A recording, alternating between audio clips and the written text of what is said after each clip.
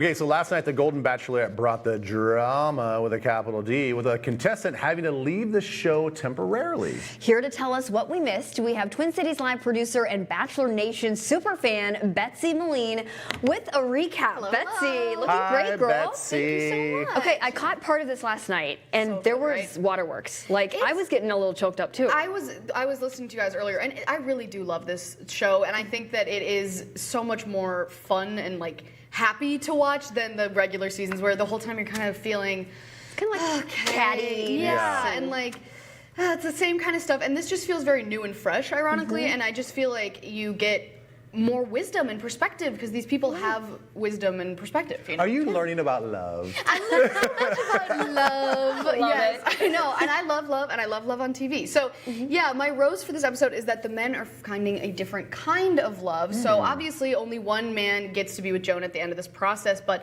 they're finding that their friendships are another love that they're getting. So at the end of the episode, we saw 4 guys go home. We went from 11 to 7, which is a pretty big dip. But all of the men were just saying goodbye, I love you to each other, and this is how the episode ended. Alone, and the one with the group of brothers is pretty cool. I'll miss that. It's a successful journey for me. Have love with my friends. You guys. So we meet again. I love you, brother. It's a different form of love. Yeah, I did find it. Thank you so much. Appreciate it. And that had to be kind of unexpected, that they were going to just Okay. bond and For sure. likely keep in touch I now mean, after I this. see golf trips and, Oh, yeah. and shots I at a know. bar The one that does together. the cannonballs? Yes. Yeah, right. The In the guy, water? yeah. Me and Seth, the photographer who cut this, were always speculating which are the guys who are going to kind of be the men of the Golden Bachelor after this, who do the appearances and do the commercials and stuff. And I think they have just a really great stable of guys to choose from, and they all get along with each other, which is so Right. sweet. And like, you realize you're missing that on the regular show. That like, it's more fun to watch people who like each other hang Yeah. out. They're comfortable you know? within themselves, where they can be friendly and they're not Right, just and cutthroat. they're not so competitive, you know. It's Right. it's whoever's the right person for Joan will be the right person for Joan. Who a lot of people think it might be Chalk. He's one of our front runners, and this brings me to my thorn, which is that he had to leave the competition. So he and Joan had a really good conversation about their future and about what they wanted to be to each other. But then he found out from the producers that sadly his mother passed away from cancer. She had stage 4 cancer, so he was expecting it. But you know, you can expect it, but you can never expect it. Right, and for him to not be there when she Right, and passed. so he dealt with some guilt from that, and he decided that it was right for him to go home and tie up a few loose ends, and this was Joan's advice to him when he told her the news. You're a caregiver. You won't feel good unless you're giving care. So you go and check on all those people, but like remember you got to do this too for yourself. You have to honor your mother, and you have to take care of your family. Absolutely. And it's exactly what I would think you would do. And I watched that and I'm like, okay, I feel for both of them, but I Right. also like the irony of he had just got the rose the night before. Right. They had such a high, like a really strong connection, and then he just has to go. He just has to go. And she would always have him as like a what if. Exactly. So the good news is he did return by the end of the episode, thank goodness. So he was gone for a few days there, but he was back in time for the rose ceremony, which, as you mentioned, he didn't need to. He already had a rose. Did but- you think he was going to come back? No, I really didn't. I thought that it was going to be a situation like Joan had in her season, where she went home and that's the last we saw of her, really, until now she's on the Golden Bachelorette.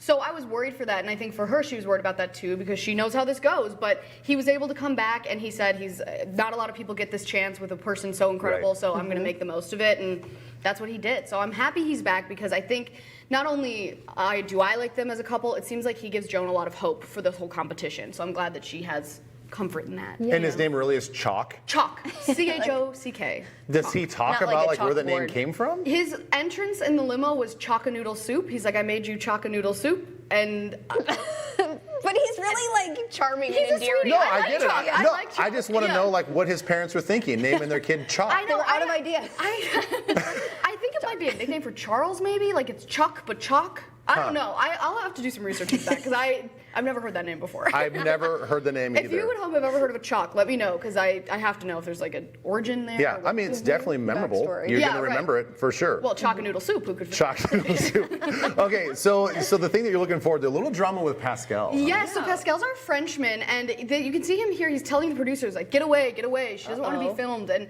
he's saying that she's having a hard time. And This is for what's coming up. this is, we got the mid-season trailer, which shows us the whole rest of the season. Okay. And it looks looks like this is kind of the only drama we see, which for me, like I said, we've been talking about, I love the love, I love that they're all happy, but I just a little drama. Just a little, right? Yeah. Like, Just that doesn't sprinkle hurt it in on anyone. So top. I'm excited that he is going to shake things up a little bit. And it looks like he's doing it to protect Joan, which I like that too. Okay. And have we heard a lot from Pascal?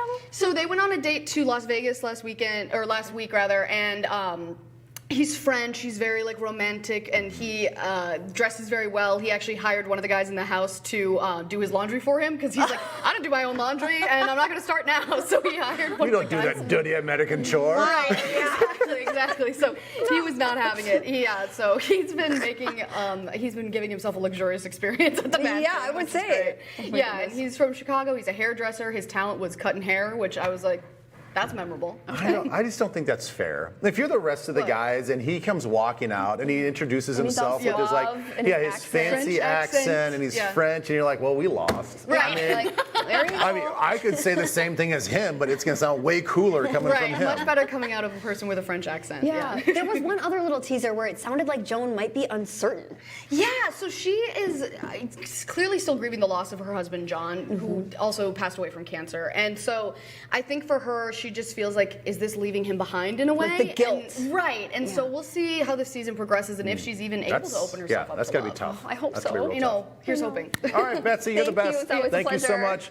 We also want to thank Woodhouse Spas for presenting our Golden Bachelorette recaps. You guys can take a break from your fall routine with a trip to Woodhouse Spa. Enjoy a Woodhouse signature hydrofacial to keep your skin glowing all fall. Look at you, Ben. I know. goodness. They pampered me so well. You can visit them at woodhousespas.com or in Maple Grove, Woodbury, and now open in Rosedale Center.